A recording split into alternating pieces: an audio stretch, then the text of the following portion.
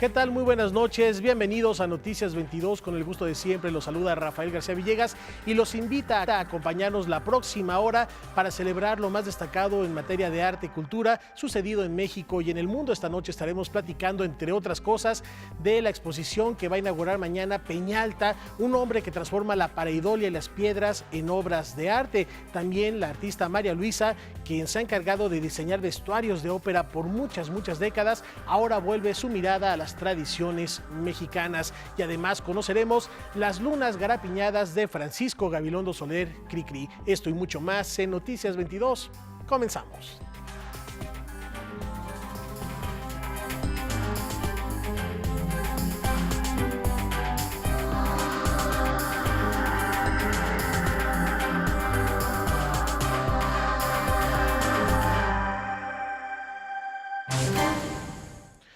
Hablar de Manuel Felgueres es hablar de uno de los artistas vivos más reconocidos de nuestro país.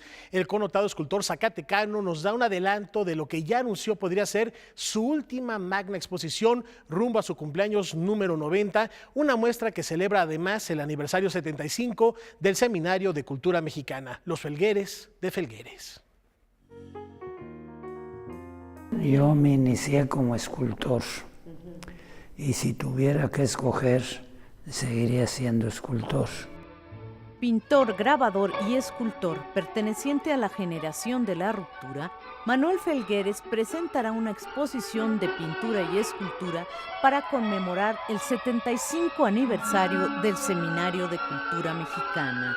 El artista originario de Zacatecas estudió en la Esmeralda y la Escuela Nacional de Artes Plásticas y luego se fue a Francia a proseguir su aprendizaje pictórico gracias a una beca que le concedió el gobierno de ese país.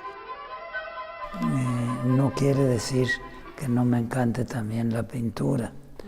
Y contesto en broma, pero frecuentemente contesto lo mismo. Soy repetitivo. Es que yo pinto en mis ratos de ocio. Como cada vez ya estoy jubilado y cada vez tengo más tiempo, pinto todo el día.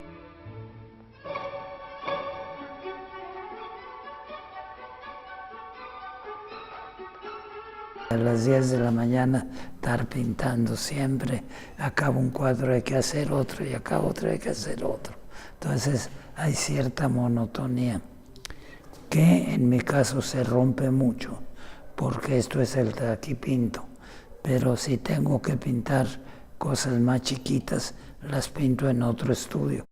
No creo en la inspiración, entonces te diría, tiene más que ver con el oficio. Pero el oficio, si no hay inspiración, no te lleva a nada. Es un oficio bastante fácil. Yo creo que es más difícil aprender a hacer zapatos que aprender a pintar. Para hacer grande lo que haces, que no tiene chiste, es puro espíritu, puramente. Y puramente es una constante creación.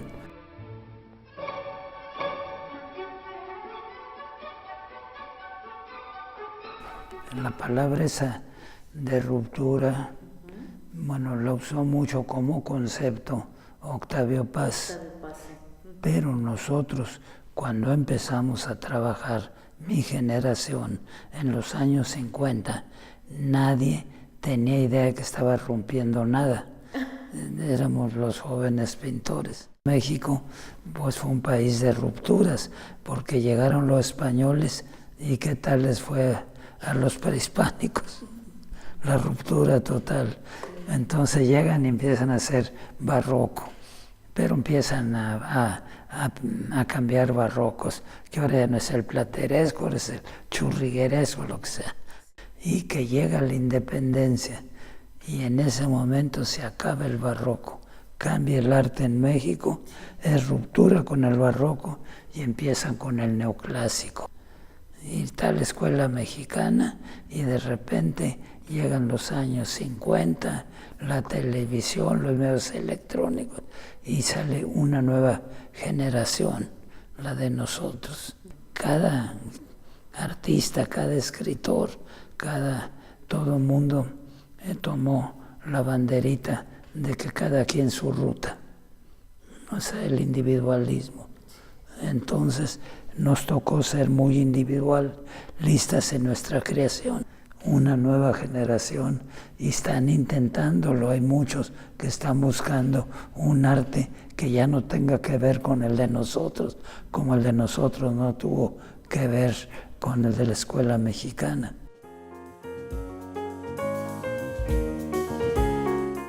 Ahí están las reflexiones del maestro Felgueres. Estamos quizá frente a una nueva ruptura que nace ante nuestros ojos, inspiración, disciplina y sobre todo mucha pasión. Un abrazo al maestro Felgueres. Y bajo la dirección de Iván Olivares, el actor Emanuel Márquez transforma el Teatro El Granero en el mismísimo Averno para mostrarle a las nuevas generaciones por qué no hay que hacer pactos con un tal Mefistófeles. Después de 17 años de haber surgido como parte de las visitas guiadas del Museo Nacional de San Carlos, la obra Fausto continúa en cartelera mostrando el trato que hace este hombre con el diablo, pero sobre todo como reflejo de la sociedad. En esta apuesta nosotros quisimos hacer la obra desde el punto de vista de Mefistófeles, ¿no?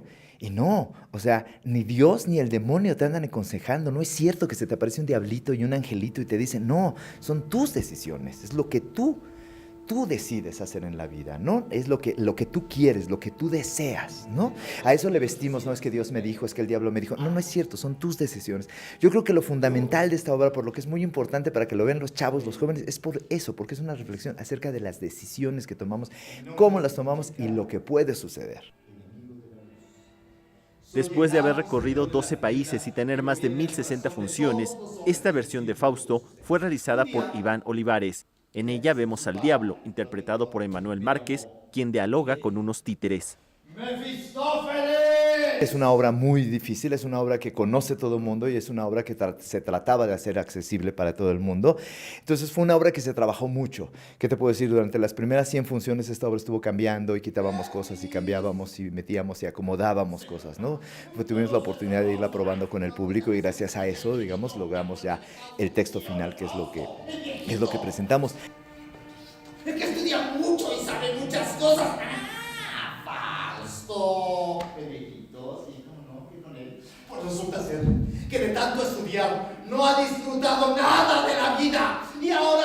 Yo creo que los títeres son como un juguete. Yo creo que es el primer juguete que tenemos, ¿no? Lo primero a lo que juega todo mundo cuando es bebé, cuando es niño, no es a representar con la sonaja, con la cobija, con el muñequito, con el cochecito, ¿no? Empieza uno a hablar, empieza uno a representar cosas, ¿no? Y he encontrado que los títeres tienen un acceso directo a la ternura, al corazón de la gente. O sea, ¿cómo es posible que un trapo te hable? Y es más fácil que la gente le crea un trapo que habla y se conmueva con un trapo que habla que con un actor, ¿no? Pasa por otro lado, pasa por otra conexión en el cerebro, otro recuerdo de la infancia y además, pues el títere, pues desde que se inventó, digamos, está hecho para hacer cosas que los actores no pueden decir. Fausto se presenta en el Teatro El Granero los lunes y martes a las 20 horas hasta el 12 de septiembre. Noticias 22, Alberto Aranda. La vigencia del gran poeta del romanticismo Johann Wolfgang von Goethe continúa viva y ahora lo vemos desde esta perspectiva del diablo en el Fausto, que hubiera inspirado también a grandes creadores y compositores como el propio Richard Wagner o a Charles Gounod. Y en el contexto de la primera Feria Internacional del Libro Universitario que se lleva a cabo en la UNAM hasta el próximo 27 de agosto, iniciaron también las actividades de un coloquio dedicado precisamente a la edición universitaria. Vamos a conocerlo. Mi trayectoria se traduce por la incansable labor de hacer llegar a los lectores del libro, basada en la creencia de que los libros son capaces de promocionar una sociedad con más equidad. En el marco de la inauguración del Coloquio Internacional de Lectura y Edición Universitaria de la Filuni, la directora de la editorial de la Universidad Federal de Bahía, en Brasil, Flavia Goulart, recibió el primer reconocimiento al editor universitario Rubén Bonifaz Nuño, que entrega esta joven feria. Al finalizar, hago un lamento a todos los editores para que tengamos em mente a construção de um mundo com miles de leitores e, indubitavelmente, um mundo melhor. Muchas gracias. El coloquio tendrá todavía diversas actividades durante el día de mañana, jueves 24 de agosto. Hacía falta un coloquio como este que fuera, digamos, nosotros lo consideramos así, la cereza del pastel de esta gran feria. Una feria del libro significa para nosotros un ritual de renovación para todos los que creemos que el libro es un instrumento de transformación social. Y el coloquio tenía que hablar de dos grandes elementos, la lectura por una parte y lo que es la edición. La conferencia magistral inaugural estuvo a cargo de Alejandro Piscitelli, especialista en nuevas tecnologías de la Universidad de Buenos Aires, y llevó como título Cuando las máquinas aprendieron a leer. Hay un montón de programas que vos los llenás, les das texto a los programas, ¿no? Sí. Y entonces les haces preguntas al programa y el programa te contesta como si fuera un humano. O sea, por ejemplo, ¿quién es el protagonista de tal cosa? Y te identifica. Noticias 22, Irma Gallo. Antes de irnos a una pausa, queremos felicitar a los violinistas Margarita Sedano Castellanos y Fernando Tonatiuh Moreno, integrantes del cuarteto de la ciudad de Querétaro, quienes han sido invitados a la cátedra que impartirá el connotado intérprete Igor Pertushevsky en Viena, en Austria, con el objetivo de recaudar fondos para pagar esta maestría y así solventar su viaje al viejo continente. La agrupación ofrecerá un concierto en el auditorio de la Facultad de Contaduría y Administración de la Universidad de Querétaro titulado De Mozart al Rock. Esto será el próximo viernes 25 de agosto a las 7 de la tarde. Hay que darse una vuelta y apoyar a estos jóvenes talentos. Y ahora sí nos vamos a la pausa. Al regresar conoceremos las lunas garapiñadas de Cricri. No se vayan.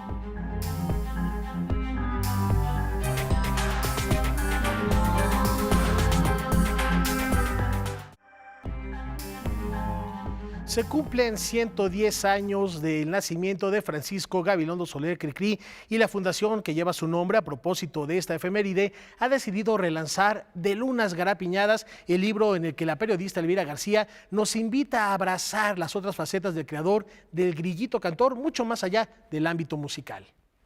Los cochinitos ya están en la cama, muchos besitos les dio su mamá. Me parece que la obra de Gabilondo Soler es una obra, en el año que yo empecé, hice esa entrevista e hice la primera versión de este libro, en el 83 se publica. Gabilondo Soler era un hombre retirado y diría un tanto olvidado. No reconocido por los intelectuales, por el hecho de haber escrito para niños.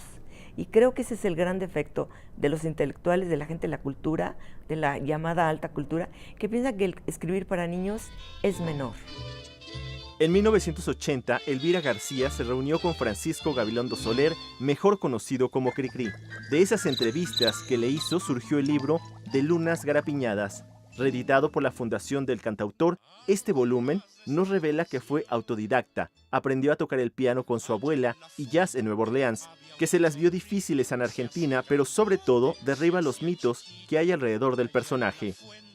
En este libro yo echo abajo algunos mitos y uno de ellos es ese. Gabilondo Soler nunca se hizo rico, fue un hombre que vivió bien, pero el dinero que ganaba lo aplicaba en sus otras aficiones, como la astronomía, como la navegación. Por ejemplo, hay el rumor de que él no quería a los niños, o que los niños le caían mal. Y él dice, realmente donde yo fui feliz fue componiendo para los niños, recreando todo lo que él vivió. Sus canciones son solamente una parte del acervo que dejó y que esperan ser dadas a conocer como sus cuentos. Todas estas piezas que sí, ya estaban a un lado guardadas en el ropero, pero hemos ido encontrando, por supuesto, muchas más que nadie tiene idea y que, por supuesto, las hemos ido rescatando. Y son 273 piezas, muchos cuentos y canciones, y vamos a trabajar con eso. por ahí hay un tanto también de canciones que no tienen música, letra que no tiene música.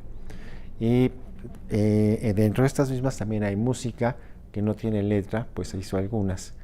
Pero bueno, los cuentos que aparecieron en las emisiones radiales en vivo, que ya todas las tenemos clasificadas y catalogadas, bueno, son maravillosos, son un dulce. Dentro de este acervo están las canciones que Gabilondo Soler hizo con un personaje llamado el Guasón del Teclado. Existió el Guasón del Teclado, y el Guasón del Teclado hizo piezas que a mí me gustan mucho, no son del gusto de todos, pero es una fusión entre un chansonnier francés con una idea también del Dixie de Nueva Orleans, pero con textos mexicanos y costumbres mexicanas. Entonces es una fusión muy interesante de música, muy alegre, muy divertida, en algunos puntos un poquito ácida porque sí que hace una crítica fuerte, pero es una producción bastante interesante. Dentro de los planes a futuro de la Fundación está la creación de la Presea Nacional Francisco Gabilondo Soler, la cual espera ser apoyada por el Senado de la República y la Secretaría de Cultura. Se continuará con el museo en Orizaba y se planeará un festival, mientras el libro de Lunas Garapiñadas será presentado el sábado 26 de agosto a las 13 horas en el Museo Nacional de Culturas Populares en Coyoacán. Noticias 22, Alberto Aranda. La patita de canasta y con rebozo de bolígrafo. Cricri, un personaje que forma parte del imaginario sentimental del mexicano y de todos los niños, sin importar cuál sea la generación a la que pertenecen. Y ahora les voy a platicar de la pareidolia, este efecto psicológico que nos hace encontrar rostros o formas en lugares donde no hay. Por ejemplo, cuando vemos la nube, en una nube vemos una cara, un león, eso es pareidolia. Y el arte es el más efectivo y potente de los lenguajes que el ser humano puede emplear. Y a partir de la pareidolia, Peñalta, artista de formación autodidacta, presenta su más reciente exposición en la Biblioteca de México, una mirada a los orígenes del ser humano.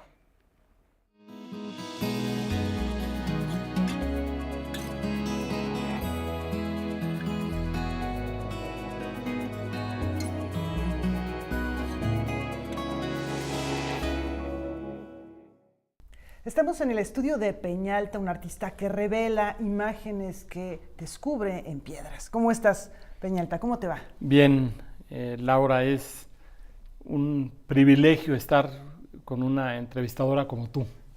Peñalta es un nombre artístico, es una segunda vida, es una segunda naturaleza que tienes y que fue un hallazgo a partir de algo que casi podríamos calificar como una enfermedad. Platícanos de eso. Sí. Yo he pintado y he estado conectado a un lápiz y a un carbón de toda la vida, ¿no? Siempre, digámoslo así, siempre he vivido del arte. He comido de otras cosas, pero vivido es... el arte me ha dado para eso siempre, ¿no? De algunos años para acá, 5 aproximadamente, llegué a un descubrimiento al que no pensaba yo llegar.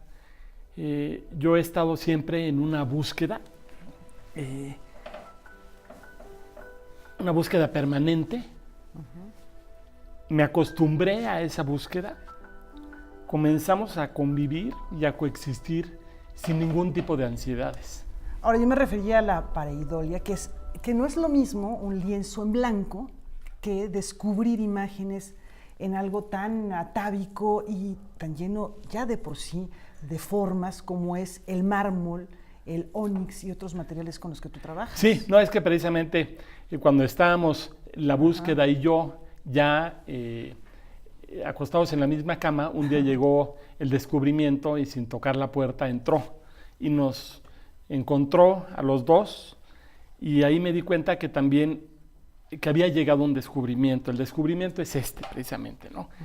Cómo de la pareidolia, de utilizar la pareidolia, de la cual yo me enteré después que existía. De la pareidolia es... La pareidolia es cuando tú identificas seres y rostros en los objetos de la... Donde no hay. Que nos pasa mucho, por ejemplo, ¿no? Sí. Con las nubes, ¿no? Empezamos a ver las nubes y es un juego, y vemos formas, pero digamos que eso se queda hasta ahí. Sí. En tu caso, las ves, las revelas, las descubres y nos las muestras. Así es. Esta parte del cerebro que funciona, parece ser que en el córtex del cerebro, nos empuja a encontrar esos rostros. Y lo que yo hago es precisamente aplicar este fenómeno psicológico en la piedra. Mi planteamiento es regresar, voltear a ver a lo más elemental, que en este caso es la piedra, ¿no? En estos tiempos de velocísimos avances tecnológicos y de realidades virtuales, que finalmente no son realidades, es como un llamado a voltear a lo más elemental. Somos muy poco y la naturaleza es mucho. Y es un poco lo que yo planteo, es voltear a eso, voltear y darnos cuenta que una piedra lleva millones y millones de años de existencia con sus vetas. Nosotros nada más somos un pestañeo, un micronanosegundo en la vida de la piedra. Y tú lo que haces es hacer, digamos que, una co-creación con la naturaleza y trabajas a partir de elementos, bueno, desde luego, regreso a la edad de piedra, con este lienzo en blanco, que son estos objetos de a lo mejor 500 o 700 kilos de peso, y a partir de ácido muriático, me parece que es... sí, utilizo... Bueno, el proceso es primero observar. Observar y encontrarlas. Y después observar. Las imágenes. Y luego seguir observando, ¿no? Yo estoy sentado en mi silla y, bueno, Mari, quien me ayuda para el aseo de la casa, debe decir que soy un holgazán porque pues, todo el tiempo estoy sentado sin hacer nada. Pero finalmente es un proceso de observación, es como un diálogo, una plática con la piedra, ¿no? Pero no es un diálogo, finalmente no es un diálogo, es un monólogo. Me doy cuenta yo que soy yo hablando a través de la piedra. E invitando a la gente a dialogar también con su propio yo a través del objeto, de este objeto que es el objeto más elemental, la piedra, ¿no? Y esta relación con lo matérico, en lo que tú encuentras imágenes figurativas a partir de a lo mejor una cierta abstracción, estos paisajes que ya tiene la materia natural. Pues sí, yo no sé si es una abstracción de lo figurativo o una figuración de lo abstracto. Yo creo que por ahí va.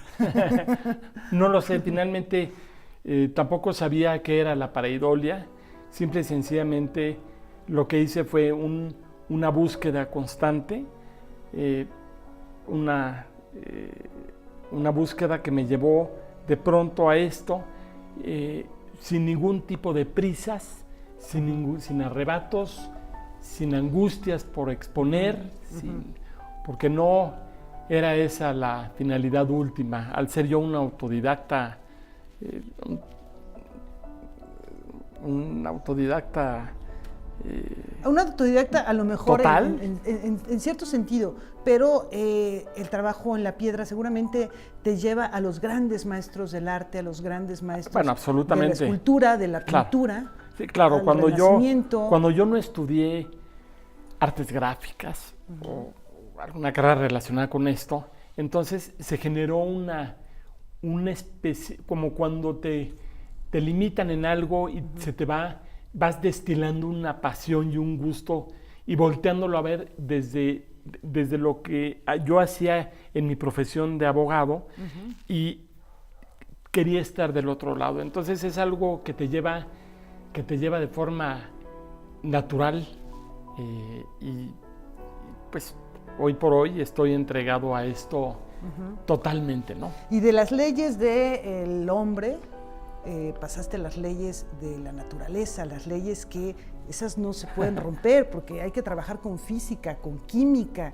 el traslado simplemente también de los materiales, la elección de los mismos. Es un proceso que tú haces solo, tienes un equipo que te ayuda porque sí, efectivamente el ácido muriático puede ser algo peligroso, me imagino, sí. y necesitarás también aquí vemos en tu estudio muy bien acomodados los materiales, pero no fue fácil, no tanto, ¿no? Pero trasladar todo esto, ¿cómo es tu equipo? ¿Con quién te rodeas? ¿Cómo trabajas? Sí, bueno, empecé trabajando yo conmigo, nada más, los dos, nada más. Y luego, poco a poco, pues me di cuenta de que era necesario ir integrando a mucha gente que me ha ayudado muchísimo, desde fotógrafos, desde ayudar a hacer una publicación. Poquito a poco sí, tengo un equipo, no te digo que sea un equipo gigantesco, porque finalmente no lo es, y luego a mí me gusta hacer las cosas directamente, ¿no? He tenido mis o sea, ¿te gusta mucho el tocar, el sentir? Vemos que tienes pues todos los elementos tradicionales de la historia de la pintura acá, tienes pinceles, tienes dónde mezclar, en fin, aunque es un trabajo que tiene características muy particulares, también tiene toda esta herencia de la tradición del arte históricamente hablando. Pues sí, la verdad es que voy utilizando todo, voy desechando, a veces uno como artista vas y compras una tableta de madera y luego te das cuenta que la tableta de madera pues, no sirve tanto, lo que sirve es un blanco y un pedazo de plástico, porque eso es lo que te ayuda a distinguir mejor los colores, en fin, es algo totalmente... Aquí vemos tu paleta. Esa es mi paleta, nos muestras que es muy elemental. Quisiéramos ver un poco de tu proceso de trabajo, pero también que nos invites a verlo ya realizado y expuesto, que hay 2 espacios en los que el público podrá acudir. Sí, ahorita se está exponiendo en la galería de la Huehuete, en esta galería se intervienen objetos antiguos, hay varios artistas, es una exposición colectiva. Y el otro lugar, ya como individual, es en la Biblioteca de México. Va a ser en el salón, en el vestíbulo del Salón Polivalente, Antonieta Rivas Mercado. Va a ser el 24 de agosto. La inauguración es a las 7 de la noche. Y, hombre, me daría mucho gusto. Por allá nos veremos el 24 de agosto, ya está hecha la invitación para nuestro público. Peñalta, muchas gracias por recibirnos y por hacernos viajar de nuevo a esta era de la piedra en el mundo contemporáneo. Al contrario, muchas gracias.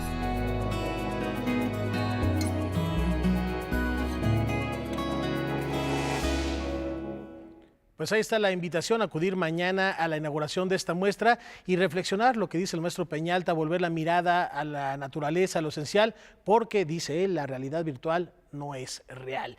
Y antes de la pausa les comentamos que 1,200 escritores, libreros, bibliotecarios y mediadores se reúnen en la Angelópolis para celebrar que Puebla de Zaragoza es la capital de la lectura 2017 durante 3 días. Este evento es realizado en el marco del Programa de Fomento para el Libro y la Lectura y del 17º Congreso Nacional de Bibliotecas Públicas. Recordemos que Puebla es cuna de la primera biblioteca, la Palafoxiana, y la segunda entidad del país con la red más amplia de acervo cultural. Puebla, capital de la lectura, se celebra hasta el 25 de agosto en el Centro Expositorio y de Convenciones de la Angelópolis. La invitación está hecha y mañana, por supuesto, les tendremos los ecos, las voces y toda la información relativa a este encuentro literario. Con esto, una pausa.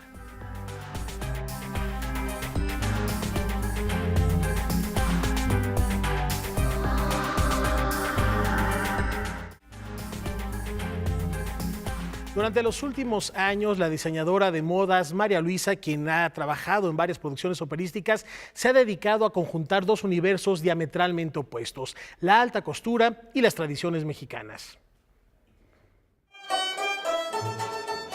María Luisa de Chávez, conocida simplemente como María Luisa, es originaria de la Ciudad de México y es una de las principales diseñadoras de moda en México. Yo desde niña he sido pintora, estudié arte y pintura, escultura, más pintura, y en la moda estuve de toda mi vida con mi mamá, por eso ven maniquís por todos lados, porque mi madre cosía para mi hermana y para mí, muy española, Entonces era de encajes, bordados y siempre tenía un maniquí. Entonces yo viví con un maniquí, nací con un maniquí. Entonces me es muy familiar y estudié diseño de modas. Sedas, linos, mezclados con nuestras raíces, María Luisa logra crear etnomoda, inspirada en el trabajo de los invaluables artesanos mexicanos. Esa fusión de colores es un atrevimiento, eso es México. Ahí está México. No le tienen miedo al color. Yo tampoco le tengo miedo al color. ¿Por qué? Porque continúo su tradición de mezclar los colores más vivos, que eso es lo que representa a México, los colores. María Luisa ha representado a México en importantes eventos de moda internacional en París e Italia, aventurándose a fusionar las técnicas del diseño de modas con disciplinas como la escultura. Arte y moda. Todo esto que están viendo son esculturas sobre maniquí con una mezcla que hice yo, que seguramente alguien, como dice Sebastián, nunca digas esto lo inventé yo, no es cierto. Siempre hay alguien que ya lo hizo.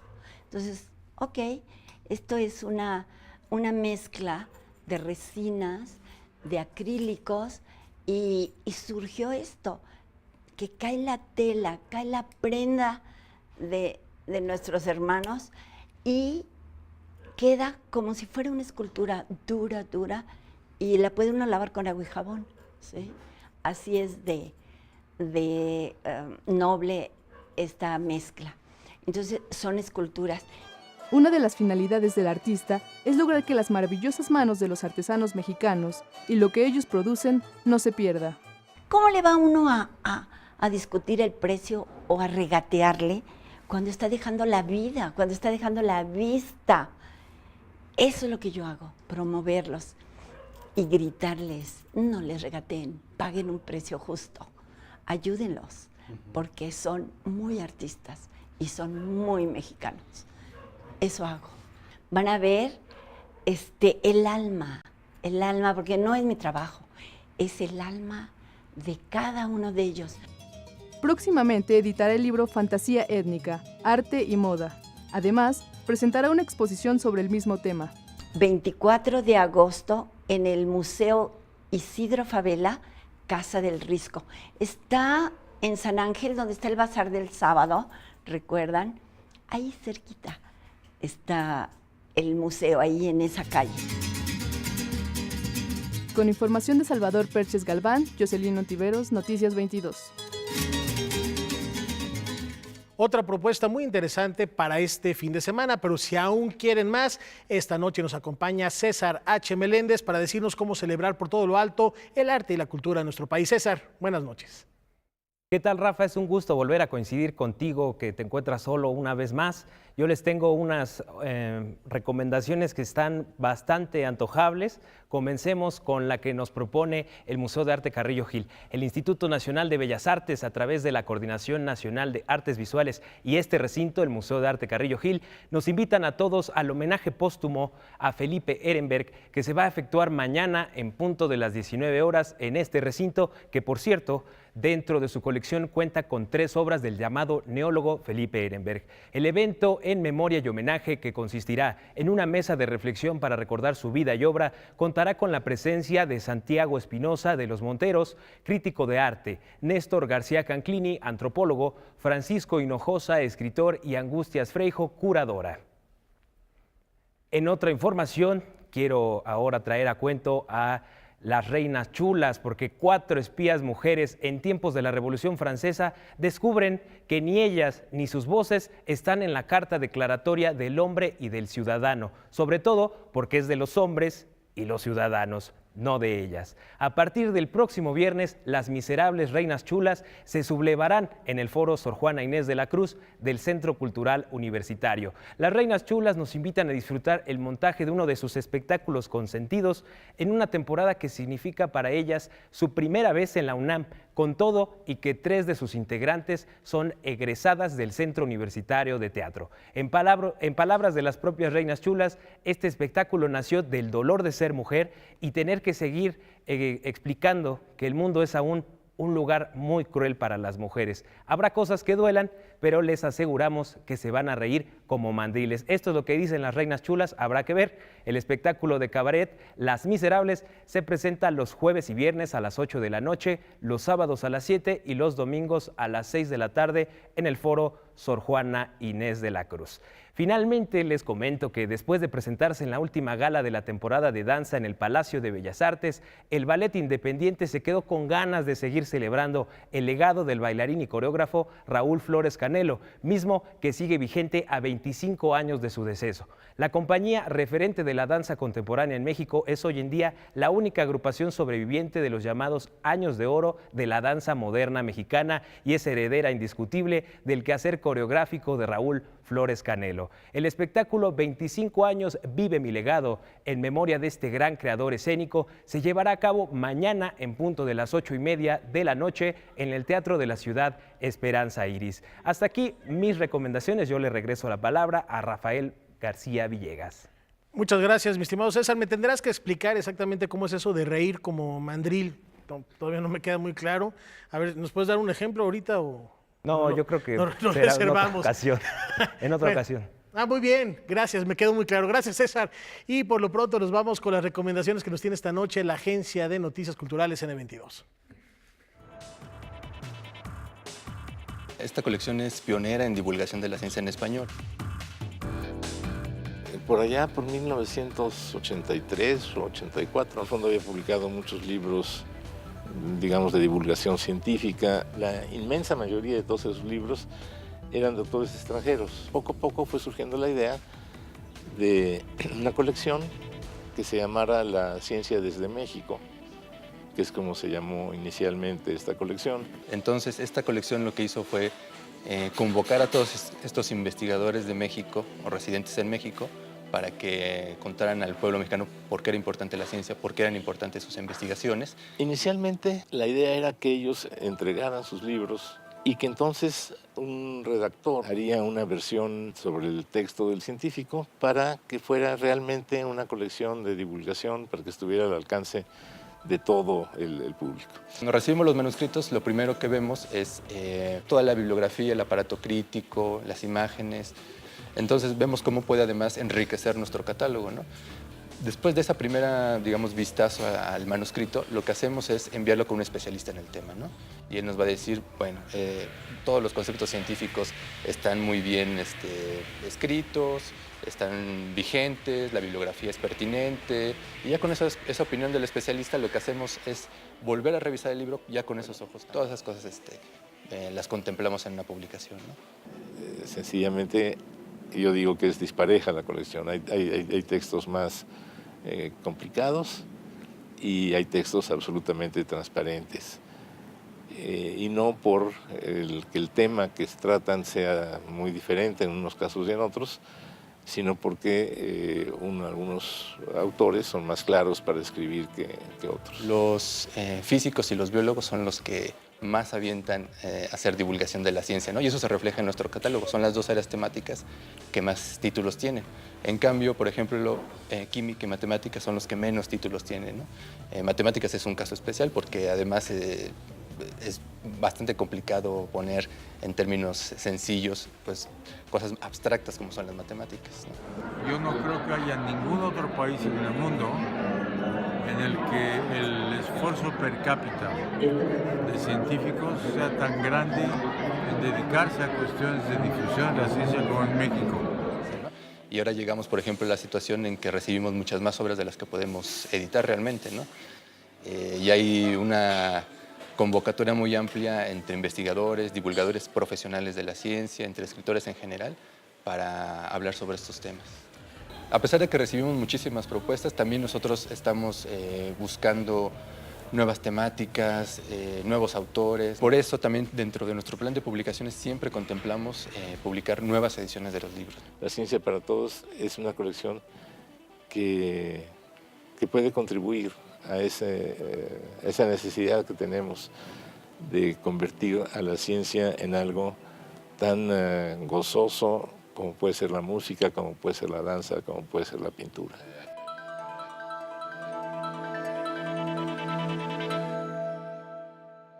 Colección fundamental, la ciencia para todos. Y no hace falta más que su televisión o acaso un dispositivo móvil para salir a dar una vuelta por el mundo.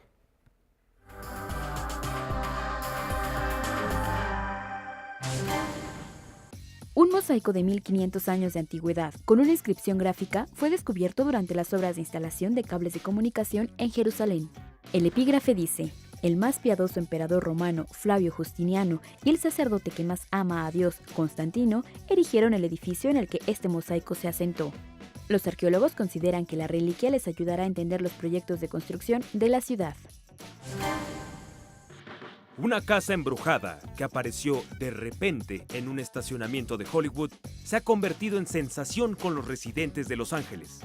La atracción fue creada por Warner Bros. Para promocionar la próxima película de terror de Stephen King, It. El lugar permite a los visitantes conocer un poco de lo que se podrá ver en la cinta. It, The Experience, continuará hasta el lanzamiento de la película en Estados Unidos el 8 de septiembre. 30 años después de la muerte de Andy Warhol, la documentalista Lisan Skyler estrenó el documental Brillo Box a través de la cadena HBO, en donde se relata el ascenso de Warhol en el arte contemporáneo. El hilo conductor de la cinta es el trayecto que recorrió la caja de esponjas Brillo desde que fue adquirida en 1969 por los padres de la documentalista hasta que Sotheby's la subastó por $3.3 millones. Ya es momento de hacer una pausa, los invitamos a que continúen con nosotros en Noticias 22 y por supuesto nos sigan también en las redes sociales y en la aplicación de Noticias. Volvemos.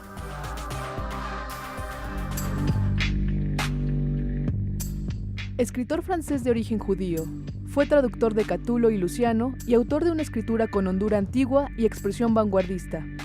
Nos legó un puñado de libros admirables, siendo Vidas Imaginarias el más delicioso e influyente.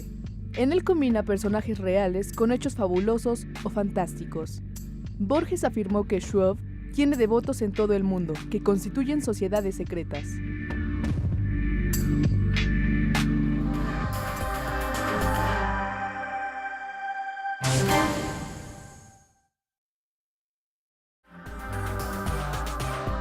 Las icónicas bandas que marcaron el ritmo a principios del siglo XX encuentran ecos en los acordes de la Barandella Big Band Orchestra.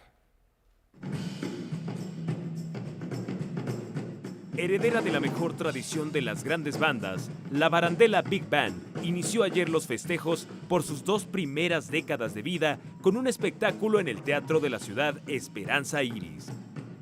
Tengo la fortuna y la bendición de tener genes de uno de los mejores músicos de aquella época, el maestro Pepe Castillo, quien en aquellos años, en los años dorados de las Big Band, con Luis Arcaraz, Carlos Campos, Pablo Beltrán Ruiz, Ernesto Riestra, que es de las primeras Big Band, donde bailaron Marilyn Monroe, donde bailó Tyrone Power, en el mítico Salón Cirrus del Hotel Reforma. México tiene una cultura y acervo de las grandes orquestas increíble. Mi abuelo formó parte de esas orquestas e hizo su agrupación y se hizo muy conocido y prestigiado en México y en Estados Unidos. Una gala musical que pone de manifiesto la aportación y trascendencia musical de la agrupación. Nosotros quisimos hacer una propuesta, he ahí que hemos durado 20 años. Aparte, no solamente es música, es un espectáculo. Barandella Big Band integra bailarines, integra sorpresas, integra solos, y la música que ahora estamos tocando va desde el rock and roll, swing, jazz, y ahora homenaje a las grandes bandas mexicanas, danzón, cha-cha-cha, que era lo que bailaba Tongolele, Tintán, Walt Rubinsky, Pedro Infante en las películas del cine mexicano. Esas eran las grandes bandas mexicanas.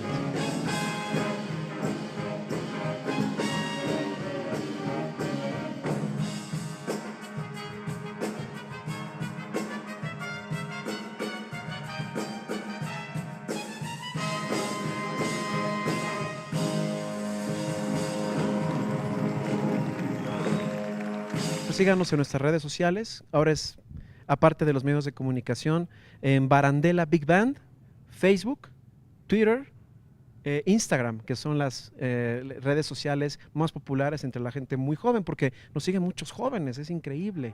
Entonces, Barandella Big Band, Facebook, @Barandella Band, Twitter, y en Instagram, todo en Google Play, en Spotify estamos, Barandella Big Band. Ahí estamos en todas partes y haciendo que esta música siga creciendo y sean nuestros primeros 20 años.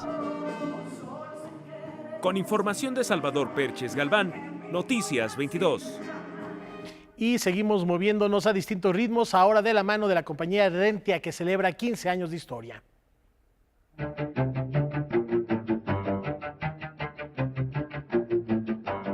Son pocas las agrupaciones dancísticas en México que poseen una propuesta de calidad en el género clásico y neoclásico dirigida especialmente al público infantil. La compañía Ardentía ha sido una de las grandes pioneras en este terreno durante década y media. Es estreno y es en relación a los 15 años que cumple Ardentía. Entonces yo dije, ¿qué hago? O sea, pues que cumplir 15 años en este momento no es tan fácil y menos en este momento, ¿no? Yo siempre quería hacer algo que yo le quería llamar historias de mi ciudad. Pero platicando, yo dije historias de la ciudad, pero eso no va a ser totalmente clásico, como es nuestra área, me falta como el área del ballet, pues ¿por qué no juntarlo, no? Y entonces así surge la idea de hacer un ballet realista, no tradicional, no fantástico, sino un ballet realista, y dije, pues mi ciudad de México, y ¿por qué no darle el énfasis a una bailarina que transita por esta Ciudad de México y su objetivo es llegar a dar una función?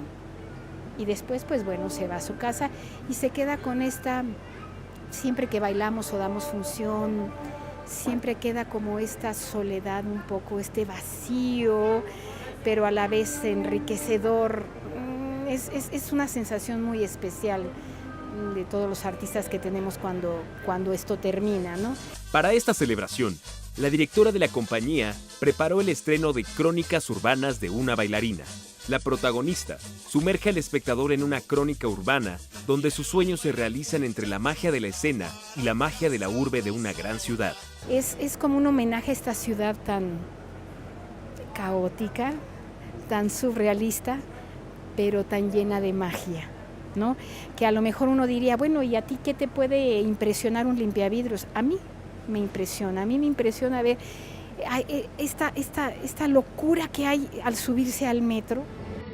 En la pieza hay variedad de ritmos y géneros musicales. Hay variedad de vestuario y variedad de coreógrafos también.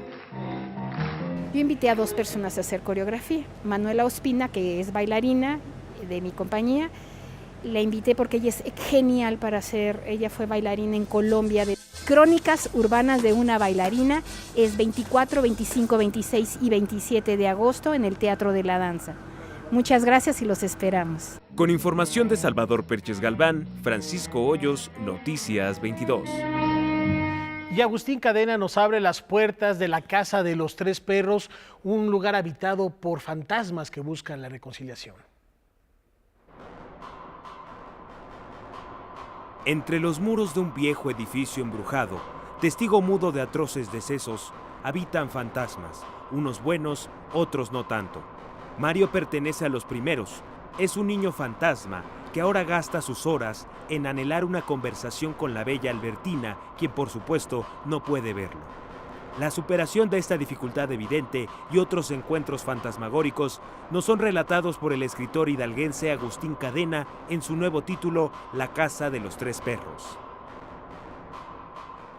Es una historia de fantasmas y de infancia, de historias de infancia, de chicos que viven cosas comunes de su edad, como problemas como el bullying o el primer amor o la desilusión.